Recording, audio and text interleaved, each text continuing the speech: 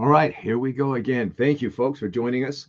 This is Mainline Executive Coaching ACT. It is leadership, it is action, it is cultural transformation. That's what we do here. And we want to take a look at this notion. It is weird. I mean, when you really get down to it, let's talk about this just for a moment. Leadership development, leadership coaching, executive coaching is a very strange animal. And by that, what I mean is this: not everyone is really, number one, up to doing this kind of work as a coach or as a leadership development person. And not everyone is up to actually going through it and getting that kind of journey, that kind of training, that kind of change inside of themselves. It's a very strange kind of thing. And yet when it's done well, and both sides of the party are really involved in it, it is, I got to tell you, it is a magnificent thing to notice. It's a magnificent thing because it's so changing, and its change just ripples out, not only for the individual who's been doing the coaching, going through the coaching stuff, but the people's lives that they touched. And that's true because you've done it. I've done it. We've been through those processes of being coached and mentored, and show us how to bring forth our best, how to work with other people. And it does. I'm going to share something real quickly with you.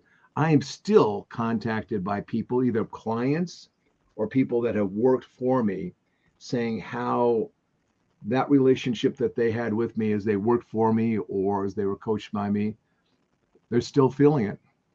They're still going through the process. There's still that process of change and growth and becoming their very, very best. It's magnificent to look back at their lives and say, man, this person has really brought it over the last 10, 15 years or whatever period of time it has been. So it's an incredible thing. Now that's the real stuff. And I know you have the same kind of stories you could share with us. Any come to the top of your mind, any anecdotes about somebody that you really truly touched their lives in ways that they hadn't expected, and without you there, they probably would not have had those kind of changes that went on with them? We've seen this a lot before. When you first start talking to some people about their current situation, their current job situation, their organizational situation, a lot of times they come to us with almost a plea for help. Even though it's an introduction, it's more of a plea for help.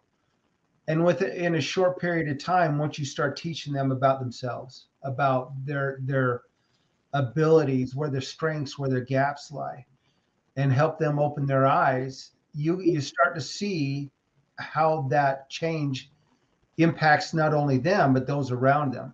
It becomes contagious. And that's, when you can really see someone else's life change for the better, knowing that you've been able to pass on some of the skills, some of the talents, some things that you've learned, that's reward. That's reward. When you take a look at that, and that's kind of why I brought this up, is that kind of real change. It's real because number one, it lasts. It doesn't go away after a few weeks or a few months because things get difficult or hard. There's something that's changed inside that individual, and so it continues. It lasts. Yes. The other thing is this: it not only lasts, but it grows. That's the second thing. It grows. They grow in their character. They grow in their skills, their abilities, their confidence. It grows out. And the third thing is that they teach it to other people. They can't help but pass it on, whether it's their own family, co-workers, as they take other leadership positions. They pass it on so that it lasts, it grows, and they pass it on. That's how real leadership development has taken place. Yes. So if we start with that standard, that baseline, Rich, if we start with that, what is it not? Let's talk about what it is not and what people may present it to be. And I say, well, this is leadership development. This is executive coaching. This is all that kind of stuff. What is it not? One of the things we know is that if somebody gets enrolled, perhaps maybe it's even their work, they're going to pay for this. Yes. This is real. This is real. They say we got these budding, rising stars here. We want to give them some additional help. They're kind of coming from that altruistic point of view. Let's give them some help. Let's boost them along the way. And so then they go through it. And then that individual who's going through the coaching starts to change. Yes. No longer just, knee-jerk reaction kind of stuff, just taking orders. Now they're actually thinking. They're actually looking at things. They're actually studying people. They're actually interacting with other people. They're taking a look at opportunities. They're thinking outside the box. They're finding ways to create more synergy with their team, even more synergy with, other departments. They're starting to do that kind of stuff. That all sounds great, and it is great, and it is wonderful. But that's what you usually hear at this point. Yes. But, Yes. but if the upper levels of management, that C-level or somewhere between, some sort of director position, doesn't like that. They don't like the changes. They see that individual is becoming threatening because they're becoming more confident. They're becoming more capable. They're becoming more energetic and synergetic in what it is that they're doing. If they don't like that, they can squash it. Yep. And all of a sudden that goes away. You mentioned that, what it's not. I think there's a big misconception of what true leadership development and executive coaching is.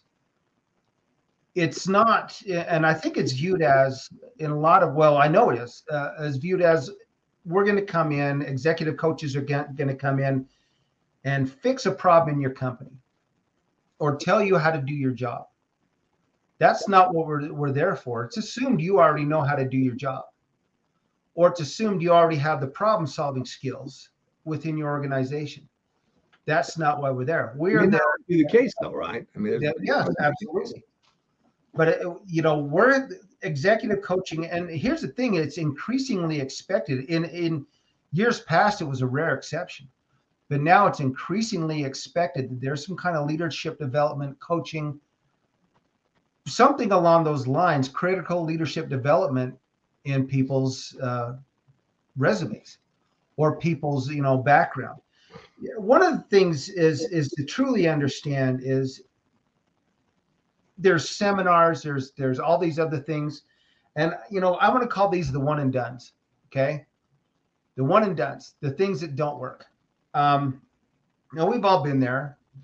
The big seminars or the big they come in, you spend a lot of money. They come into your office, into a conference room or whatever, throw up some PowerPoint slides, slideshow, pass out some swag, talk about maybe communication skills or a few things like this. Man, everybody's excited. Everybody's happy. They're going to go out there. And within a short period of time, that excitement's gone. And why is that? It's because there's no true understanding on the individual part, not the team part, the individual part, how to truly correct some of those gaps that develop those communication skills or develop those team building skills or develop those, those driver skills. That comes from the individual. That comes from working with an individual one-on-one and helping them develop understanding what it is that truly drives that outer core, those things that we see people at, the communication skills and some of those. So that's why it doesn't work. Everybody's all excited, but nobody on an individual basis has been taught how to fix that. And so the boss is sitting in his office scratching his head and figuring out why he's got to write this check to this company that's just coming in, done this one and done week-long seminar, and everybody was all excited, and now nothing came of it. That's a problem. And that's a huge problem. Yeah. Because part of what coaching does is it is a process of testing. It is a process of collecting data. It is a process of interactions and discussions, sharing information, implementing information. And I'm going to tell you this, a huge part of executive coaching is trial and error. You come up with, here's what I think is going on. I remember this one client taking a look at how he was working, and it looks to me like you have this great strength over here. He had great strength in this. And then as you started looking at how it flowed out, how it's supposed to flow out, he started falling apart. It just started getting weaker. Started going, there's something going on there. And then by the end, as you looked at the process, how the process should have gone, it just disappeared. It evaporated. And so this process of being able to test Well, let's take a look at where that's actually coming from. Let's take a look at how you actually work. Let's take a look at how that actually should flow for your kind of leadership style that you have. Because we still got to get you to a place where you're now producing results, but there's something that's all mixed up in the middle here. It's not altogether clear. We got to figure that out so that you, as we work that through, you can take ownership of that. Now, you cannot do that in a 2-day seminar. It's impossible. You can't do that with one of those courses that just kind of a box on the shelf kind of stuff. That's impossible. You can never do it that way. The only way you can do it is hands-on. You got to get into the thick of it. You got to be working with that individual, listening closely to what they're saying. Ask them questions. Ask them questions, Rich, that they have never thought of themselves. Yeah. Go to places that they've never even considered. But that's why it's called a journey. Yes, it is. Now, here's the other. You just hit on a good point. Asking questions that they had never been asked before. There's a big difference between an external coach and an internal coach. That's another one of the reasons why leadership development ultimately fails. Here's the problem, is a lot of times internal coaches are probably somebody that was a leader in the organization, a manager in the organization, and someone saw them as being a good leader. So obviously we're going to promote this person into an internal leadership development coach. Well, herein lies the problem, is what you just said. There are a lot of times when those tough conversations need to take place. Now, this person that's an internal coach may have worked for that company for a while, may have developed some biases about the people that he's being asked to coach. It's also known as blind spots. Yeah, blind spots. Yes, absolutely. Or they're afraid to really give advice to senior leadership for fear of maybe losing their own position, or being looked down upon. And so that training is not effective. This training needs executive coaching and leadership development is really that taking this individual and building a bridge between their skills and their talents and the organization, and being able to take that organization further. And that requires a lot of support from upper management, requires support from the people around you, and with a true understanding that there could be some difficult conversations. Now, they're done with tact, they're done with love, done with really wanting to see these people progress. But if you already have preconceived notions of an individual, maybe not the best feelings about someone you've been asked to do development with, or you're afraid to really have those conversations with your senior leadership, I'll tell you, then it's not effective. One of the places it goes to that they get themselves really in a damned if you do and damned if you don't situation is this. They're coaching an individual. This is now an internal coach, right? An internal coach. And the person that they're coaching, they've got to deal with somebody in line of a direct report or someplace that they got to go to get cooperation. Yeah. And the problem is the person that they're working with, they become a choke point. This individual in some ways is fulfilling a responsibility or a duty, or a part of their job is to be that kind of a bit of a choke point, that they have to kind of say no to people. And then they make it unnecessarily difficult, for people to get stuff done, So now what you're actually doing is that internal coaches, you're having to coach this individual to go over here and talk and deal with this individual and get this individual to stand up and figure out what's really going on, rather than just playing games and having people running around down rabbit holes. Now that's a problem, because now it's a problem not of skills, but of relationships. Yes. Handling the relationship between these two people, but doing it in such a way that both people, the one that you're coaching and the one that's the choke point, both benefit. Now, the person at the choke point may not realize what's going on, but this person that you are coaching over here does. And so that ability to get that conversation going and headed in a new direction that is beneficial for your coach, the coachee, the person that they're having to deal with, and the organization overall. That's a big deal, because what it does is it just kind of breaks loose a lot of crap that's just standing in the way of the organization. Yes. And probably what's going on in that organization is a kind of endemic blind spot that even the people at the top don't necessarily see. Absolutely. They don't get it. But once you get that kind of person, that individual moving in a new dynamic direction to bring about better, greater results for the whole organization, people start noticing. People start paying attention. What's going on with Bob over there? This is really pretty incredible. The guy's got more confidence now, seems to be a better communicator. He's thinking things through a lot more clearly. He's able to get things done. What's going on with Bob? And that's what you want. And it becomes contagious. I want to know, and I want to be there. I want what he's got, or I want what she's got. What's he having for breakfast? Yes. My bowl. Yeah, I want to go to the same bar he is.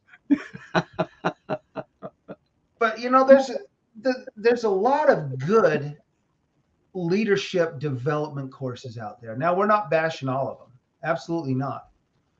But it's your dedication to truly opening yourself up and understanding it, and having the wherewithal and the vulnerability and the courage to really go down that path, that journey. And it takes time. It is not a 1-week deal. It is not a 2-day giant seminar. It is not simply a book. It is a journey, and it takes time. And that's a problem in today's society, Michael. People want it now. I want that now, that instant gratification. And we've seen this with some of the emerging leaders, even talking to some of them. I want it now. Yep. How come I can't get it right now? Not understanding that it takes time. Yeah, understanding that part of that whole deal is understanding that not only does it take time, but you take time. You're not ready to be able to produce at that level. You're not ready to perform at that level. They don't understand. If I could just do this, I'll tell you what it'd be like. If they thought, well, if I could just do this right now, I'd be like this. It'd like be going on a giant roller coaster. And you're in the front car, right? Yep. And you're going up that big steep, it's going up and up and up and up and up and up and up and up and up and up and up. And just as about you're ready to get to the very top and go down this huge incline, this screaming, wet your pants kind of a thing. Just as you do that, you get up and you stand up on the freaking seat. And now you're going down. Talk about, messing up your pants. That's what it'd be like. You're not ready for it, even though you want to think you are, you want to believe that you are, but you're not. You got to build to that. You got to build to that point of, having the courage and the conviction and the confidence to do that stuff. That's just not magic. I mean, we're not talking about, fairy tales here. We're talking about real life. That's really true. That's the way that is. So, the thing about that is this. Those the box off the shelf kind of courses, or even the 2-day kind of stuff. What I want to say is this: they have their place. They do have their place, and what that kind of training does is it gets you familiar with these ideas about leadership. They get you familiar with. They bring you some new ideas. Oh, that's a different idea. Da, da, da, da, da. But the difference between becoming familiar with it and actually getting in and making it yours, the actual practice of it, the deep practice, the deep stuff that goes on that affects your limiting beliefs, that affects your character, that affects your ability to learn, to gain new skills. That deep work is not something that you get in 2 days. It is not something that you get off, out of a box on the shelf like a box of cereal. That cannot happen. It's impossible. It just doesn't happen. It only happens when you're working with somebody who's very skilled at working with people and developing, the qualities that you have as a leader and bringing them out. And one other thing, I'm going to put this. It is amazing to me how many people fight, kick, scream, cuss as you drag them towards the finish line of who they can become. And it's not that we're really dragging them. It's more like we're invited. Come on, this is the way that's going. Let's take a look at what we know about you. Sometimes people just fight their own greatness. That's a big key. Yes, it is. When they fight their own greatness, it's not, I want you to become who I want you to become, or what, I think this is what you're supposed to do. It's what's there. And sometimes you just need somebody who is this persistent, persevering cheerleader, encourager, helping you to come back to it again and again till you see it and you finally start getting this glimmer of what you could be a little bit bigger. The doors open a little bit more, and on and on and on, till one day the door in your brain, not anybody else's, your brain opens up and you go, you know what I think about myself? I actually think I am that person. Yeah. Your coach goes, that's a great discovery, isn't it?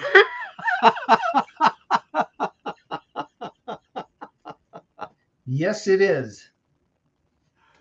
Here's something interesting too, is when we talk about leaving a legacy, that doesn't necessarily mean leaving your picture in the hallway with, big caption underneath it, this guy was awesome, or this gal was awesome. It's about leaving a legacy of deep rooted success for those around you. And if you continue that legacy and people around you follow your example, in a while, people may not know or remember your name. That's not what it's about. If they do, even better, but that's not what it's about. It's about leaving your legacy and your footprint on those around you and letting them continue on building that legacy for others. Yes. That's truly what it's about. Or are you going to be the guy that's known as, he got his gold watch and retired? I'm sure glad he retired finally. Exactly. How many times have yeah. And that's a sad thing, and I'll tell you, I had an opportunity to work with a gentleman who is CEO of one of the world's foremost holding companies.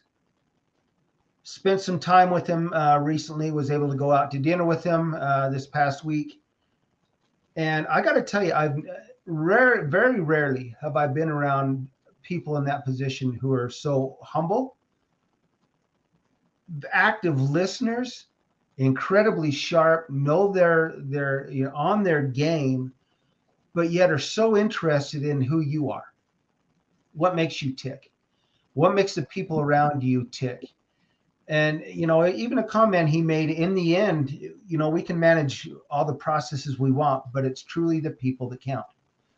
And it was a great, very good time, very, very humbling to be around this person in that position who is, has a lot of authority, and you can call it power, whatever you want to call it, but at the same time is so humble.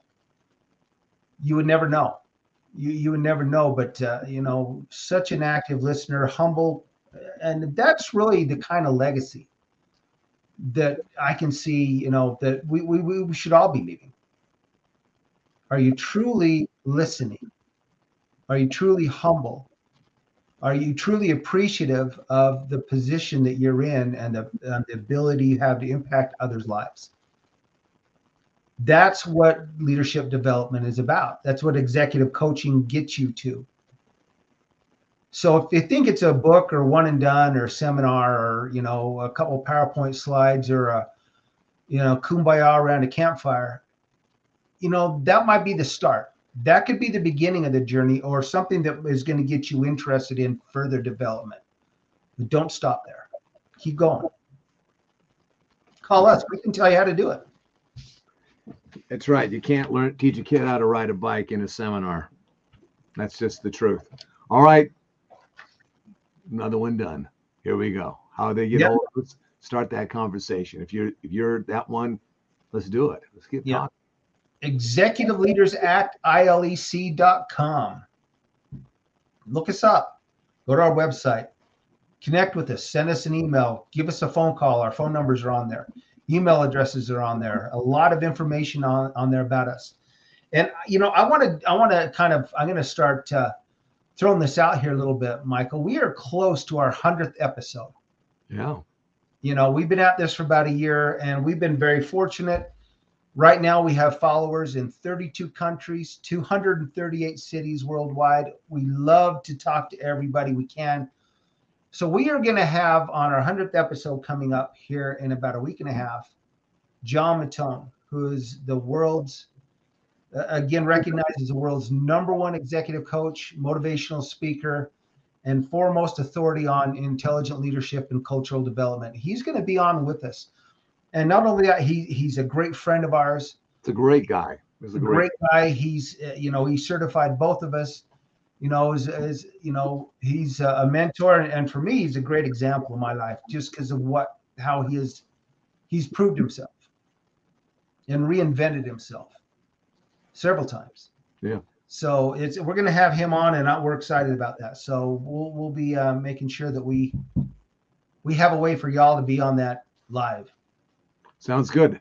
Let's give a shout out. I don't know if I'm going to be saying this right or not. It's not the pronunciation. It's just how it's set up. Is it Battle East Sussex? Is it East Sussex Battle, or is it Battle East Sussex? I don't know.